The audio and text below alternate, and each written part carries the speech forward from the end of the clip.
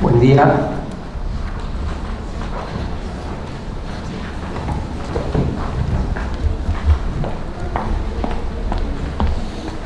Siento que no hay nada más importante que tengamos que hacer que ocuparnos de estas cuestiones. Al salir de acá, ahora por supuesto, mañana y el resto de los días, ocuparnos de la crisis socioambiental que vivimos, ocuparnos del presente y del futuro de nuestros hijos. Este panel va a abordar un tema clave para todos y todas, el tema de la contaminación, y necesitamos hacerlo con valentía, necesitamos hablar de frente con la mayor claridad posible, sin eufemismos. Vamos a hablar de la economía, seguramente, de esa economía que hay que transformar, de lo que nos ha hecho mal, pero también de cómo puede ser el círculo de la nueva economía que nos haga bien, que nos haga sentir la propia, no un factor externo lleno de variables que no tienen nada que ver con las cosas que transitamos a diario.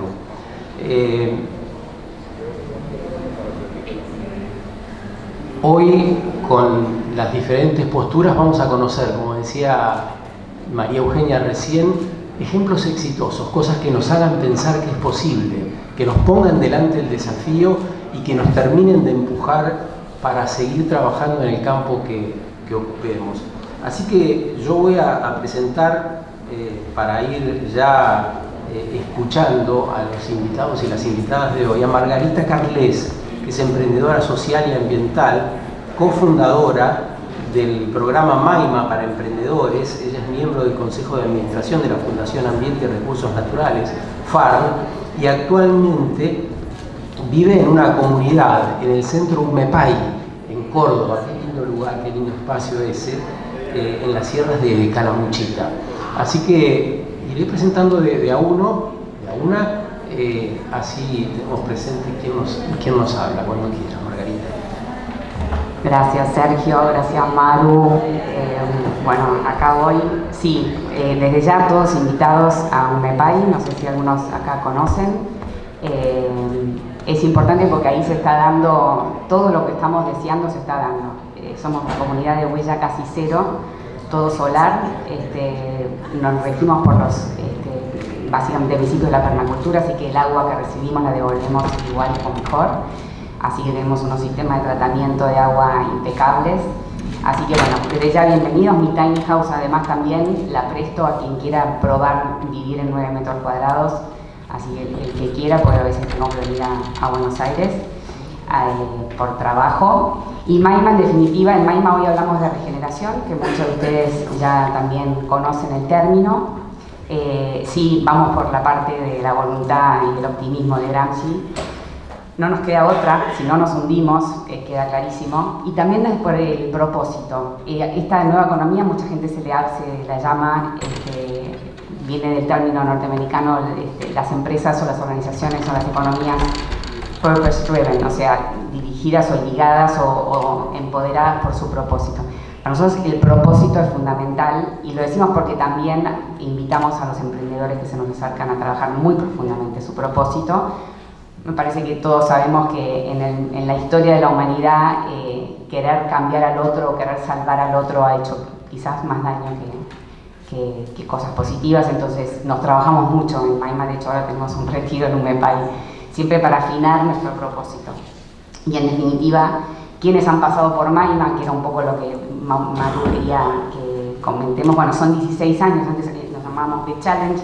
Maru y Sergio han sido jurado y presentadores y un poco de todo. Creo que con respecto a reciclado y nueva economía y circularidad, como hablamos ahora, hoy en día, quizás en Argentina, ejemplos que están como muy en las redes, puede ser Fracking Design, que tienen son estas 3 hermanas que en definitiva toman las bolsas que resultan de la actividad petrolera y hacen bolsas que exportan al mundo, muy bonitas por cierto, y en sí, como muchas veces pasa en Maima, son vehículos en sí mismos para transmitir lo que queremos transmitir. Pero hay un montón, hay muchísimas empresas verdaderamente. Yo creo que también otra muy emblemática es Cinca, con X, que producen zapatillas con descarte de neumáticos y además emplean a personas en contexto de encierro. Bueno, tenemos muchísimas, y yo creo que para también tomar un poco lo que se venía diciendo antes, ¿no? La mala noticia es que las soluciones ya están. Esa es la mala noticia. Ya están todas las soluciones. Inclusive, y paso un chivo porque graciosamente estamos muy fuertes en no a nosotros, basados en Purmamarca, porque por Pedro Tarac, que es parte del FARM, hace 6 años nos juntamos e invitamos a quien quiera el primer jueves de septiembre a las 9 de la mañana en la Plaza de Purmamarca para hablar de estos temas. Y por eso estamos apoyando mucho a Clemente Flores y a René Calpanchay para enfrentar a la amenaza del litio. Y yo pensaba hoy, qué gracioso, porque ellos hoy me escriben ayer y me dicen, che, alguien que sepa de esto de Escazú. Y no estamos encontrando a alguien que hoy tenga el presupuesto para ir básicamente al Moreno, que queda a casi 3 horas al noroeste de Purmamarca, a explicarles. Y ellos no están pudiendo viajar al encuentro que tiene el 22 de octubre, son 33 comunidades, porque no tienen plata para el combustible. Y después estamos gastando fortunas en viajes a todos este tipo de encuentros en países maravillosos y ciudades divinas. Entonces, claramente, yo no culpo a nadie. Yo lo que siempre nosotros decimos en Maima es, mirá para adentro, fijá tu propósito, estás donde tenés que estar, estás haciendo lo que podés hacer, todo lo que podés hacer. Quizás sí, quizás no, porque todos estos mecanismos son necesarios para avanzar como humanidad, pero se necesita, como en nuestro caso, primero más gestión, seguro, pero más amor, más propósito para encontrar la solución. Porque ni siquiera es encontrarla, es ponerla en práctica, porque lo estamos viendo, inclusive en el litio, ya hay una empresa, ESS, búsquenla, que ya está diciendo, el litio ya tiene fecha de defunción, le dan 5 a 10 años, o sea, eso es aún peor, porque entonces las empresas, como van a estar poco tiempo, no van a hacer las inversiones para evitar, por ejemplo, lo que puede ser estos piletones que van a quedar secos y con este polvito que ya están respirando. Entonces, desde Maima nosotros invitamos a, primero, apoyar a todo lo que sea local. Hoy el emprendedor está trayendo resultados, propuestas que no está siendo escuchadas porque son tan de avanzada, porque el emprendedor argentino, cualquier emprendedor hoy, por suerte, ya está ligado a otros emprendedores y inversores de impacto que ya están empezando a florecer por el mundo entero. Entonces, ni la academia, ni el gobierno, ni la cooperación internacional pueden estar al día de las innovaciones y las soluciones que están ahí en territorio. Nosotros tenemos un caso divino de Maima, con esto termino porque no sé si tengo mucho tiempo. Es una metodología que se llama pantano seco. Ni siquiera es un pantano húmedo, es básicamente una planta autóctona argentina, que son plantas que están implementadas desde Galápagos hasta China y están acá en una de las plantas de aguas de Danone, que básicamente limpia y toma materiales pesados del agua de frigorífico, por ejemplo. ¿Y por qué no existe esa planta? ¿Por qué no prolifera? Porque es demasiado barata. Entonces los municipios dicen, acá no hay plata. Entonces, hasta eso ya está resuelto. Entonces, desde Maima invitamos a Comunidad Maima a sumar personas, voluntarios, inversores pequeños. Tenemos un programa que se llama Escala de Impacto para que quiera invertir sus $1000. Tenemos un montón de empresas que están haciendo inclusión también. Está todo, solamente falta un poco más de masa crítica. En Argentina falta más gestión, estamos en Chile y aprendemos mucho de Chile, estamos también en Colombia, estamos con un programa Maima Azul que toma todo lo que es el kelp, con una argentina en Holanda que nos apoya. Esa es como la nueva economía y la nueva alimentación y lo que se llama hoy la la mezcla de lo farmacéutico con lo nutricional. Y estamos con Maima Bio y también invitamos. Es un programa que básicamente alienta la transición a la agroecología, a la regeneración, con OBIs, que se hacen ganadería regenerativa, con pampa orgánica, que hacen producción extensiva orgánica, ya yendo hacia otros niveles. Así que ahí también convocamos a gobiernos locales que quieran trabajar con nosotros en este programa que se llama Maima Bio, que ya lleva su 4ª edición y está siendo muy fuerte porque la producción de alimentos queda claro que, o sea, la demanda para la producción orgánica de alimentos es altísima, es así, es una línea que va así y no hay, hoy somos un gran problema, o sea, en definitiva no estamos llegando en tiempo y forma al mercado, así que gracias.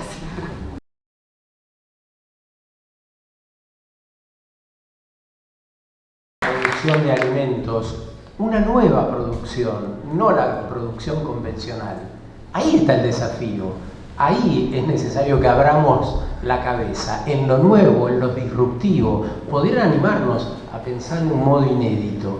Si hablamos de contaminación, es central hablar de los controles, o de los no controles, de la poca eficacia o de la necesidad de hacer controles como nos merecemos.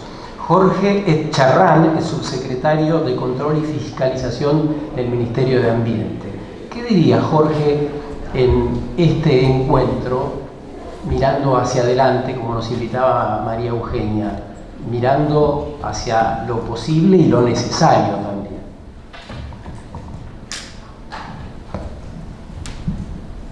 ¿Qué tal? Buen día. Antes que nada, agradecer a las y los organizadores, a María Eugenia, el UDEM, Facultad de Derecho.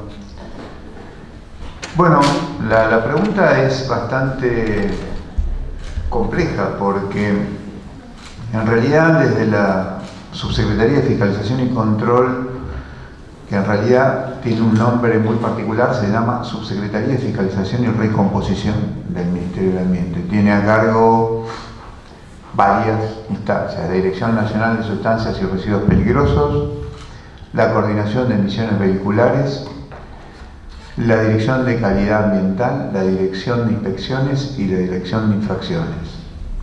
Todos esos organismos, todas esas instancias pertenecen a la subsecretaría. Dentro de esa subsecretaría está justamente todo lo relacionado con la Dirección Nacional de Sustancias y Residuos Peligrosos. Esto implica el manejo no solamente de 4 convenios concretos, Minamata, Basilea, Rotterdam, Estocolmo, sino que además es toda la articulación de todo el tema interjurisdiccional de residuos peligrosos y patogénicos. Por lo tanto, es un ámbito bastante interesante. Más en un esquema republicano como el argentino, que es un esquema republicano federal. Por lo tanto, la nación tiene un esquema de acción sobre el tema ambiental definido claramente por la reforma de 1994, específicamente en varios artículos, pero uno clave, el famoso 124, que establece que los recursos naturales son de las provincias y que la nación establece determinadas pautas que luego fueron definidas claramente como los presupuestos mínimos. Que esto hace que Nación, tiene ámbitos de injerencia directa en aquellos casos interjurisdiccionales, esto es entre provincias, o cuando aparece una relación concreta de Nación con otro país hermano, caso Uruguay, con el famoso tema Botnia, por ejemplo, o la ex Botnia, actual UPM. Y también, obviamente, todo lo que está relacionado con aspectos que eran previos a la ley, a la reforma de 1994, caso Ley 24051 de residuos peligrosos, que es una ley anterior a la reforma y anterior al concepto de presupuesto mínimo. Hago estas aclaraciones porque en realidad cuando uno habla de fiscalización y de control del Estado, tiene que tener en cuenta claramente cuáles son los ámbitos en los cuales, por un lado, la ley, la Constitución y las leyes establecen, cuál es el accionar del Estado, pero también teniendo en claro cuál es la decisión política. En esto yo quiero hacer un comentario que tiene que ver con lo que dijeron en la mesa anterior. Es indiscutible que tenemos que cambiar, que tenemos que ir hacia un mundo mejor, que tenemos que trabajar con mejores herramientas o que tenemos que entender un montón de cosas. Cuando estamos en un ámbito de fiscalización, también tenemos que tener en cuenta que hay intereses. Estamos en una sociedad que es una sociedad hegemónicamente capitalista y por lo tanto intereses. Entonces existen tres actores concretos, ¿sí? Mercado, sociedad civil, Estado. Digo esto para que quede claro cuando uno analiza los conflictos. ¿Y el ambiente dónde está? Bien, el ambiente tiene que estar en todos lados. El problema fundamental es que cuando uno empieza a discutir estas cosas, hay pujas de intereses.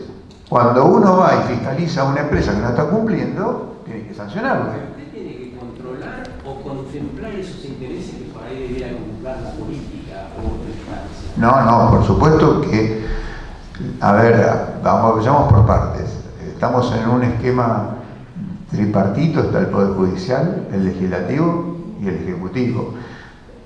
Digamos, recién escuchábamos la voz del Poder Legislativo que define claramente leyes. El Poder Judicial establece claramente cuando hay un litigio quién tiene razón o no.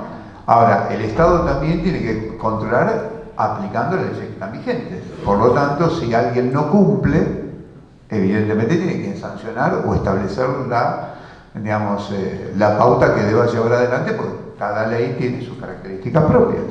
Pero esto hay que entenderlo porque si no, muchas veces, sin caer justamente en planteos voluntaristas, hay que entender que hay muchos intereses en juego. Entonces, cuando uno, recién lo decía la compañera de la mesa, ¿no? Decía, cuando estamos hablando de litio, entonces empezamos a hablar que el litio no es solamente un problema de si hay baterías o no, sino también entran en juego los intereses sociales, económicos, las necesidades de las comunidades de los pueblos originarios que están. Y entonces, para aclarar esto, es necesario articular Estado con mercado y con sociedad civil. Y acá quiero aclarar algo. Siempre el mercado tiene claro las cosas, siempre quiere maximizar las ganancias. Está bien, está mal, yo no lo discuto. La sociedad civil siempre mira al Estado cómo cumple, o sea, cómo se mueve el Estado ante los intereses concretos de la sociedad civil. Y en eso es fundamental cuál es el rol que toma el Estado en estos momentos. Dos comentarios que yo quiero plantear antes de finalizar y pasar la palabra a mis compañeros de mesa. Primero, nosotros en la gestión ambiental tenemos siempre que pensar que hay tres instancias: planificación, prevención, contralor, fiscalización y lo que es políticas de remediación, porque hay pasivos ambientales de los cuales nadie se hace cargo. Entonces, el problema fundamental es que cuando uno está en la gestión ambiental tiene que llevar adelante estas tres cosas. Entonces, tiene que capacitar, prevenir. Para ello, cito que trabajamos junto con el PNUD a través de un programa JEF, justamente, que todo lo que es gestión de compuestos orgánicos persistentes y mercurio. Bueno, ahí estamos trabajando en esquemas de capacitación a diferentes organismos nacionales, pero también, y esto es importante resaltarlo, este programa se está haciendo cargo de justamente una pauta que tuvimos como, gobierno cuando asumimos hace unos años, no de redireccionar el sentido del proyecto JEF, sino de centrar nuestra acción justamente en un proceso de descontaminación del Estado. Entonces estamos llevando adelante concretamente el proceso de descontaminación de PCBs, por ejemplo, o de DDT, de organismos estatales que por determinados motivos están en un proceso de, concretamente, de pasivo ambiental y que estamos tratándolo. Para finalizar, una sola cosa, y te dejo ya el paso. Acá hay algo que siempre hay que pensar claramente, y es que los que tienen, así como discutimos a nivel internacional que hay responsabilidades comunes pero diferenciadas, internamente también vale eso. Porque generalmente los procesos de contaminación, los problemas de contaminación los pagan generalmente los sectores más vulnerables y los sectores. Vamos a seguir con María Luján Ramis. Pertenece a una de las cooperativas de cartoneros más antiguas de la ciudad de Buenos Aires, la Cooperativa del Oeste, y desde el 2001 está luchando justamente por la inclusión, ¿no? La inclusión social de los cartoneros por leyes más justas, ¿no? Pero antes me gustaría como reencauzar el debate, ¿no? Y ponernos de acuerdo en algo un poco básico. Rentable es cuidar el planeta. Rentable es vivir dignamente con el resto de las especies. ¿Alguien de acá puede imaginar un kiosco, las escuelas, la justicia, trabajos de lo que sean, sin ambiente? El ambiente es lo primordial, el ambiente es central, y si bien la sostenibilidad se basa en otros pilares, necesitamos arrancar del cuidado de ese ambiente, de esa casa común, sin la cual no podremos hacer nada. No sé si estás de acuerdo, María Luján. Sí, eso es verdad, pero realmente es bastante complicado.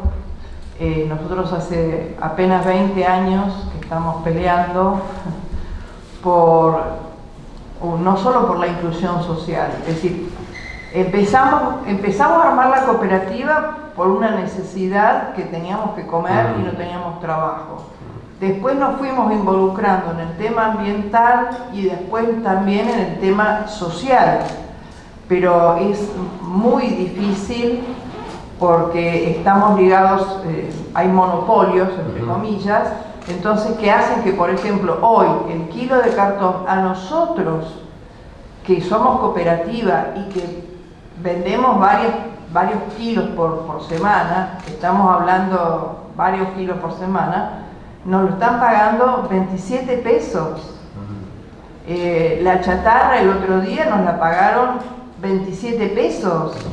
Entonces también es difícil. ¿Cómo haces sostenible algo si hay todo un monopolio que impide que el material que uno vende para ser reciclado y que puede ser reciclado tenga precios que sean irrisorios? ¿Podrías hacer una caracterización del trabajo que hacen y por qué es importante para poder valorizar justamente eso y entender lo que estás diciendo con mayor claridad? Nosotros lo que hacemos es de grandes generadores, que son hoteles de 4 o 5 estrellas, oficinas, fábricas, puntos verdes que cada vez hay menos.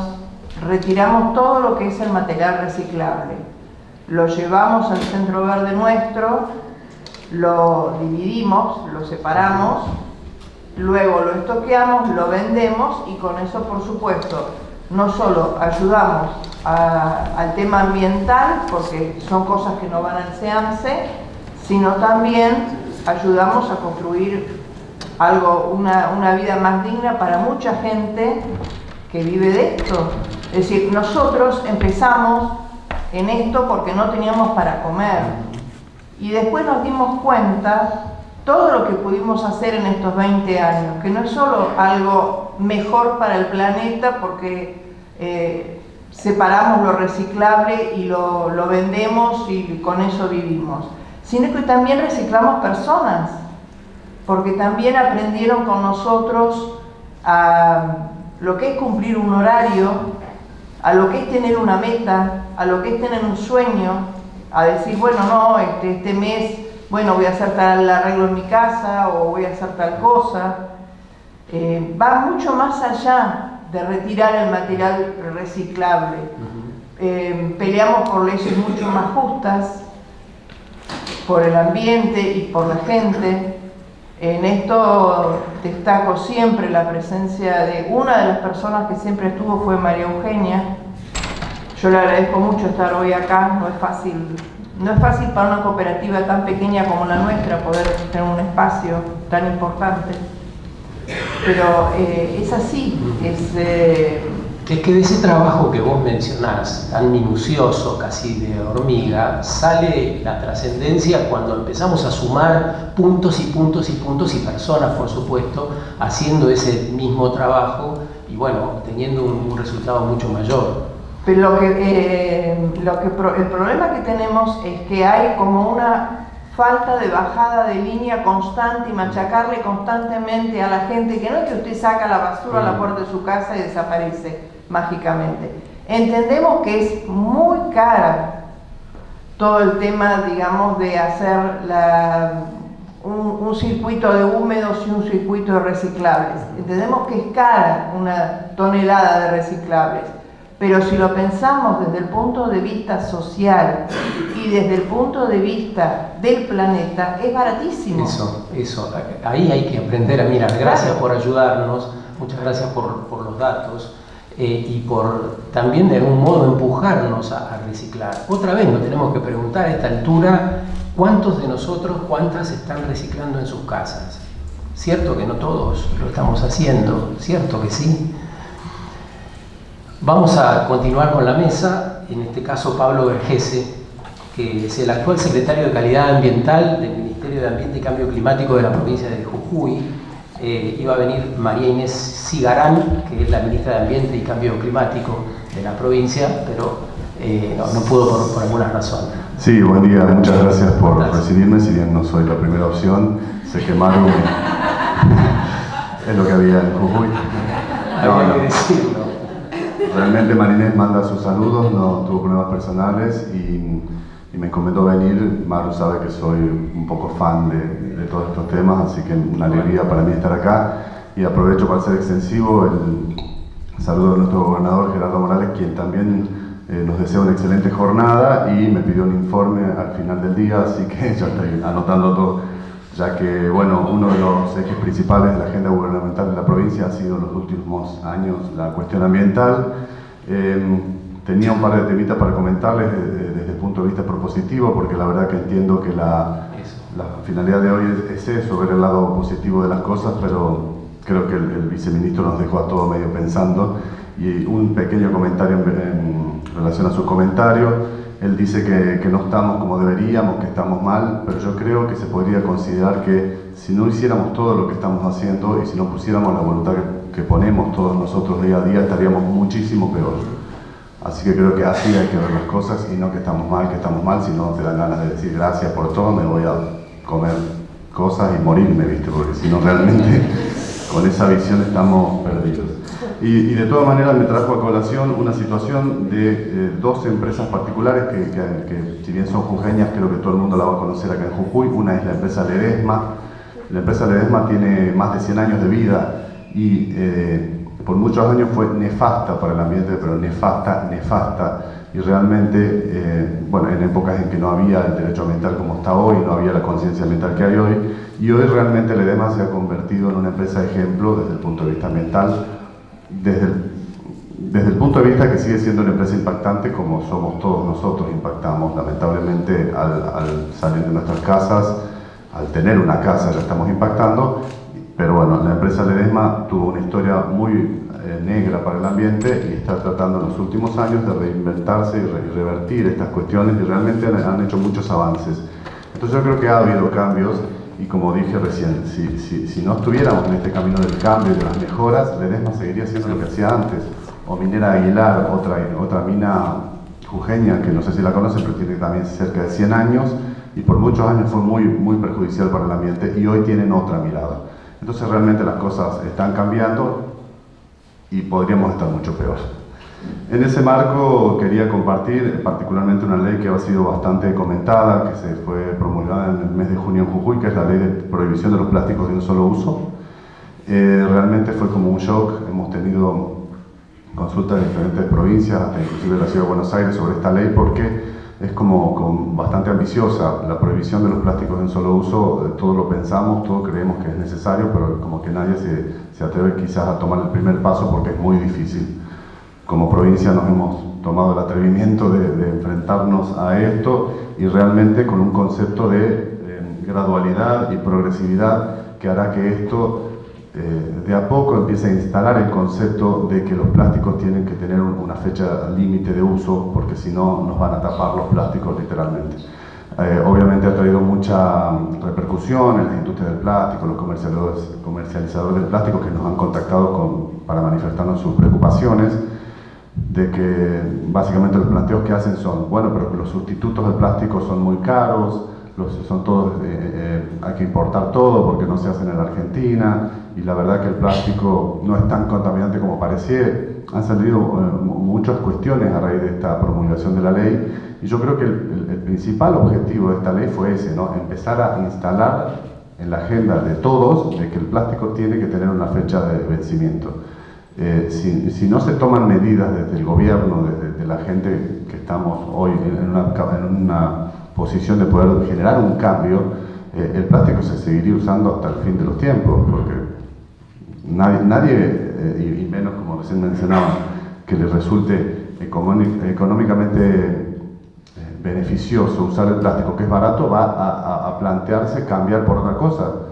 Hasta que no venga alguien y te diga, mira, lo vas a tener que hacer porque estás obligado a hacerlo. Pablo, lo dijo la ministra de la Cancillería. Sí. Va a haber compromisos vinculantes en el 2024, el año que viene, para frenar el uso indebido de plásticos y la contaminación que generan. Así que es un avance importante de la provincia. Es difícil, va a ser difícil la fiscalización, va a ser difícil la implementación, pero si no se instala el concepto de que hay que dejar de usar plástico, no lo vamos a lograr nunca. Necesitamos que cierres en un minuto, por favor, si tenés algo más. Sí, tengo un montón de cosas, pero no. Bueno, después cualquier cosa, si hay tiempo, sí. Gracias. Pero después cualquier cosa a disposición para las preguntas. Bueno, muchas gracias por la invitación. No, al contrario, gracias a vos. ¿Qué papel juegan los diferentes credos, las diferentes organizaciones religiosas? Hace pocos meses, a mitad de año, se reunieron, hubo una reunión interreligiosa y ahí aparecieron cosas interesantísimas acerca de todo el aporte que puede venir desde ese sector de la sociedad justamente para trabajar en esto que debiera ocuparnos como a tiempo completo. Elena López Ruf es una animadora de esos diálogos, abogada con amplia experiencia en la gestión y liderazgo de proyectos en organizaciones de la sociedad civil, y desde el año 2018 es responsable del área Religión y Desarrollo en la Asociación Civil CREAS, el Centro Ecuménico de Asesoría y Servicio. Así que te escuchamos, 5 minutos también. Muchas gracias, Sergio, por la presentación. Buenos días a todos. Bueno, también es una alegría estar compartiendo esta jornada de diálogo para la acción, así que muchísimas gracias también a Maru, a María Eugenia, y felicitarlos al PNUD, a todo el equipo de Estocolmo también, que han estado durante todo este año llevando adelante este proceso de Estocolmo más 50. Particularmente, sí, esta pregunta, ¿no? ¿Cómo las organizaciones religiosas, las perspectivas de fe pueden contribuir al cambio climático? ¿Tienen que ver con el cambio climático? Quizás sería la primera pregunta, ¿no? Particularmente vos mencionabas este evento que pasó también en simultáneo con el evento presencial en junio en Suecia, en Estocolmo más 50, más de 180 referentes religiosos de distintas tradiciones religiosas del Islam, del judaísmo, del cristianismo, del hinduismo, del budismo y otras creencias o perspectivas religiosas, se reunieron en Estocolmo también allí para justamente pensar cómo pueden contribuir a la política climática mundial y local, ¿no? En este sentido, hicieron una declaración conjunta, ¿no? Valores y alcance de la fe, la contribución de la política ambiental, y fue firmada por más de 180 referentes de organizaciones religiosas que tienen alcance local y territorial, con lo cual ahí vemos también el alcance, digamos, no solamente global, sino también de cómo puede esto influir, digamos, a nivel local en la presencia territorial que tienen estas mismas organizaciones. Por lo tanto, es un antecedente muy importante, digamos, que no tuvo precedentes, digamos, de este alcance, y en esa declaración se recordó que ya en la Declaración de Estocolmo de 1972 se afirmaba que para que haya un real crecimiento había una necesidad de un crecimiento espiritual de los seres humanos, ¿no? Para vivir en armonía con la naturaleza, un poco esto que se mencionaba anteriormente, ¿no?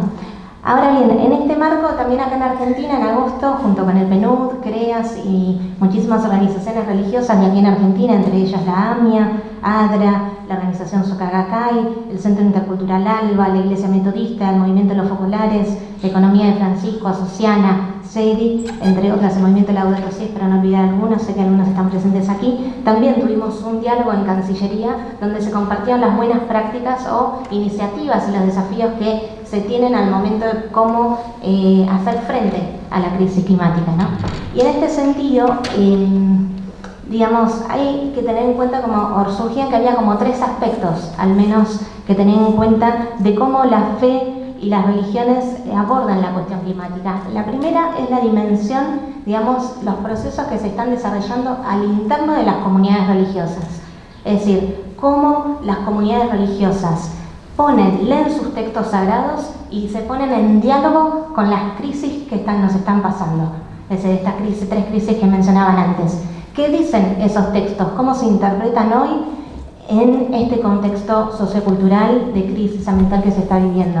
Un ejemplo claro, digamos que quizá muchos conocen, es la encíclica Laudato Si del Papa Francisco, donde menciona que la crisis ambiental es una crisis sociocultural, socioambiental, y al mismo tiempo invita a una conversión ecológica, ¿no? Entonces estos dos elementos. Ahora, eso es un ejemplo. La otra fue la declaración conjunta que hicieron el año pasado, vistas a la COP27, tres grandes referentes de las iglesias, el patriarca Bartolomé del Patriarcado Ecuménico de Constantinopla, el Papa Francisco y el Justin Welby de la Iglesia Anglicana. Ahora bien, otra dimensión son las organizaciones religiosas, cómo estas comprensiones de las enseñanzas religiosas impactan en la acción, inspiran iniciativas, ¿no? Un poco esta iniciativa. Y en ese sentido hay distintas prácticas o iniciativas que se han iniciado, desde campañas de desinversión como campañas conjuntas de las iglesias para desinvertir en industrias fósiles. Hay toda una iniciativa de Faith Invest, ¿no? Martin Palmer, uno de los referentes, donde justamente cómo alinear los propósitos, digamos, de inversiones, digamos, que sean coherentes con la fe, con la ética, y poder justamente invertir en inversiones de impacto o en proyectos comunitarios, ¿no? Que tengan impacto.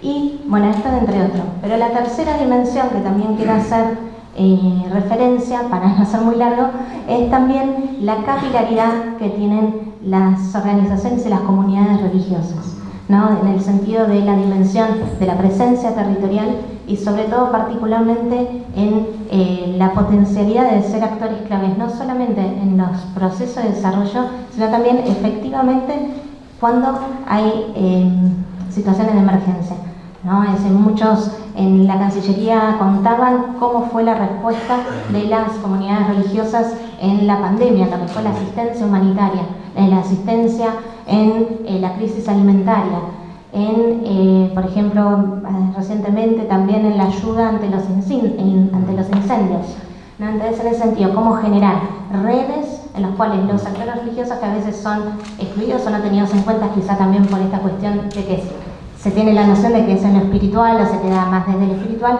cómo pueden ser actores también protagonistas para poder articular, para poder justamente contribuir efectivamente en estos cambios que involucran a todos, ¿no? Sí. Están de la acción conjunta. Creo que es imposible avanzar sin una espiritualidad presente, ¿no? De la que sea, la que encuentre cada uno. También la espiritualidad nos lleva a pensar en la necesidad de una escala prudente, una escala que contemple los riesgos de lo que emprendamos y también que nos haga ver con humildad, con cierta amorosidad también lo que hemos hecho, ¿no? Para reconsiderar. Es imposible reconsiderar si no miramos amorosamente lo que hemos hecho. Creo que quienes nos antecedieron pensaron un régimen de justicia, de educación, un modo de vincularnos, creyendo que era lo mejor para la sociedad y lo que venían, ¿no? Atando con la espiritualidad, pero quería decir una cosa que dijo Jorge con respecto a, nos dijiste, el mercado maximiza el retorno a la inversión. Yo quiero aclarar que ya somos millones que ya rechazamos de cuajo esa premisa y los invitamos a los que piensan diferente a sumarse y a rechazar a cualquier empresa que tiene como misión última maximizar el retorno a la inversión. Ya es del pasado. Lo de la desinversión que señala de las comunidades religiosas es central porque es un paso casi revolucionario para poder atender y decir en voz alta, esto sí, esto ya no, para otro momento habrá sido oportuno, no para el presente. Muchas gracias por la atención, muchas gracias a ustedes por los aportes. Dos preguntas del público. Sí. Dos preguntas del público, dale, buenísimo, ¿hay tiempo? Pero alguien que se sienta como que realmente la tiene acá y... Dale, preguntas cortas para respuestas cortas, dale. Pregunta corta y concisa para respuesta corta y concisa. Sí, muy buenos días. Mi nombre es Jorge Fumagalli y pertenezco al Diálogo Argentino. Quería hacer una consulta en función de lo que usted comentó de una ley que hace a la adecuación justamente y a la mitigación de los impactos de los usos de los recursos fósiles. Nosotros, mirando el desarrollo de la Argentina, tenemos desafíos claros. Primero la pobreza, y tenemos vaca muerta, por ejemplo. Tenemos otros recursos que también hay que desarrollar. ¿Cómo proponen ustedes armonizar la explotación de recursos hacia un sistema más sostenible? A ver si entendí la pregunta, más o menos.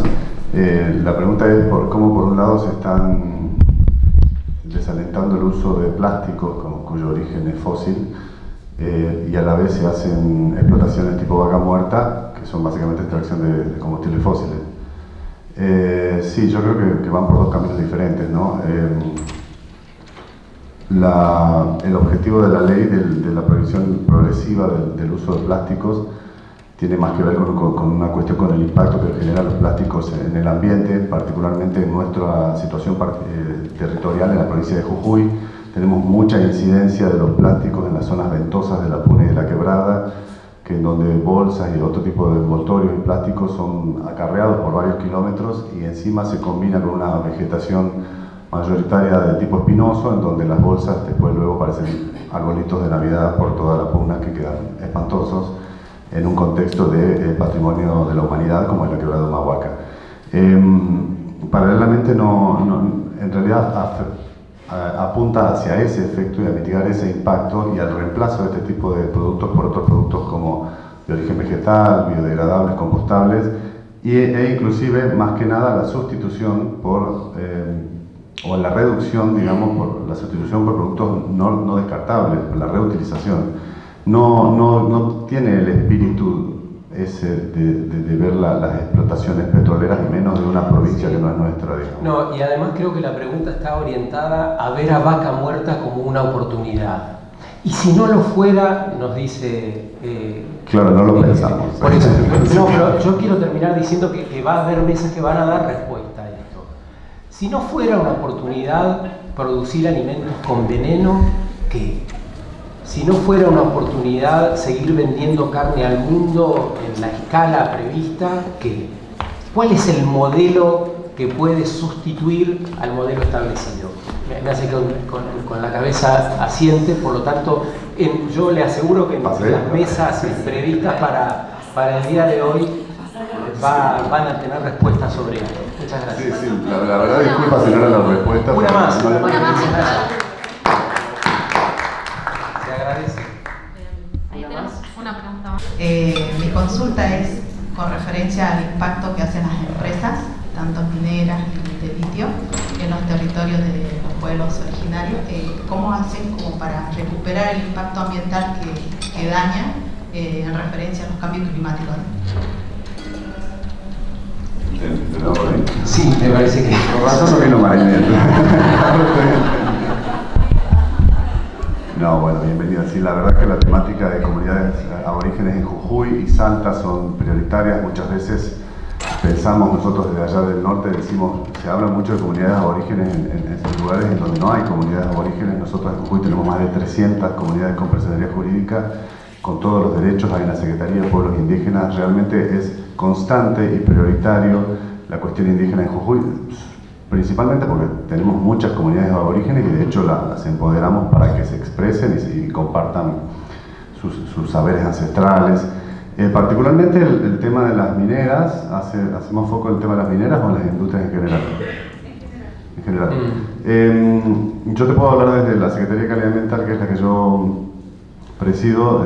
Cortito, por favor. Se encarga de la fiscalización de las diferentes industrias y en todas siempre se busca la participación de las comunidades.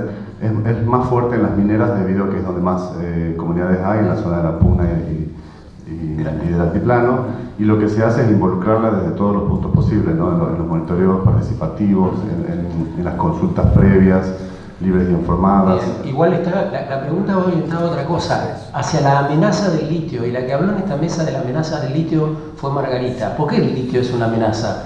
Una frase.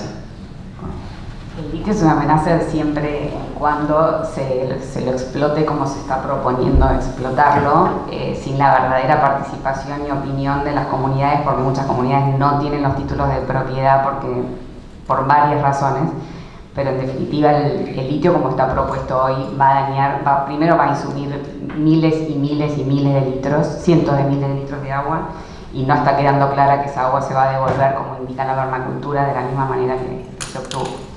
Muchas gracias por la participación. Podemos seguir charlando acá porque hay decenas de ponentes que no pueden hablar todavía. 5 segunditos. Realmente el litio da para una mesa aparte, una jornada aparte. No es la visión del gobierno claramente. No es necesario aclararlo porque quedó clarísimo. Pero de hecho, bueno, gracias, hay muy amable. mucha Gracias a información antes. Gracias. Bueno,